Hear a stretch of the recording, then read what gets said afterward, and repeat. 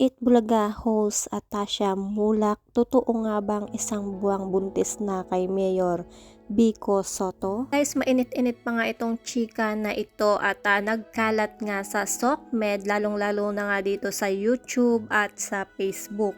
Ayon nga dito sa pinakabagong episode ni Papa Ogie Diaz Showbiz Update sa kanyang YouTube, tinalakay ang hinggil sa balitang pagkakamabutihan na nga nitong di umano ni Atasha Mulak at Pasig Mayor Vico Sotto. Ayon nga kay Papa Ogie Diaz, nag-ugat ang mga balitang ito mula sa mga YouTube channel na nagpapakalat ng mga maling balita umano para lamang mag-trending at kumita ng pera sa pamamagitan ng video monetization.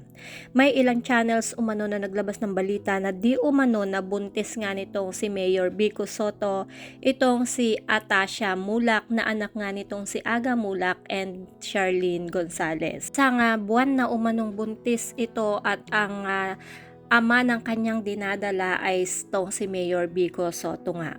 Ayon nga kay Papa Ogie Diaz, nakausap niya umano itong si Atasha kamakailan lang dahil nakapag-guest siya sa sitcom ng The First Family.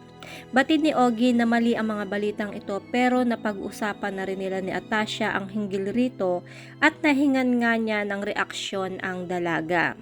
Ayon nga kay Atasha, narinig niya umano ang mga gantong balita at nagtataka siya kung saan nanggagaling ang issue. Paglilinaw nga ng anak ni Aga at ni Charlene, hindi pa raw niya nakikita si Mayor Vico Sotto.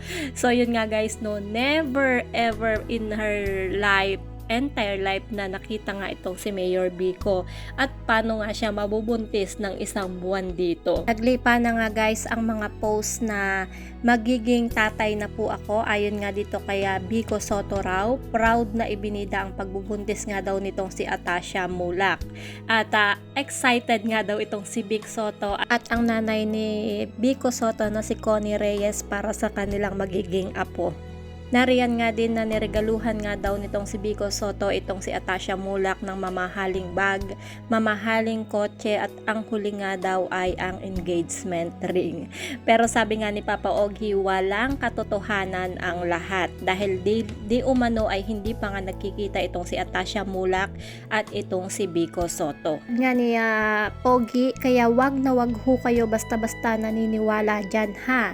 Iyan ang mga fake news account. Diyos ko, nakakahiya kayo. Sa lahat po ng kumalat sa social media na sila ay buntis, na siya ay buntis at tanggap ng pamilya, lahat ng mga regalo na natanggap niya ay hindi po totoo. Walang katotohanan. Yun nga po ang sinabi niya rito kay Papa Ogie Diaz. Anyway guys, bagay naman silang dalawa, no? Grabe ang chemistry nila and parehas naman silang binata at dalaga. Ayun pa nga dito kay Atasha, ang nakikita pa nga lang daw niya ay si Oyo Sotto, Danica Sotto, Christine Hermosa, sila pa lang po yung nakikita ko. Si Vico Sotto, di ko pa po nakikita, said ni Atasha Mulak nga. So that's it for our chika for today's video. Ayan, hindi po totoo na buntis itong si Atasha Mulak at ang lahat po ng post sa YouTube at Facebook na sila po ang dalawa ay walang katotohanan. Hindi po magjowa itong si Atasha at si Vico Sotto. So that's it guys. Kayo, ano ang masasabi nyo sa mga naglalabasang mga fake news na ito? Kung ano ang inyong mga komento, just comment down below. Ano ang inyong mga suggestion at ano ang inyong mga reaction.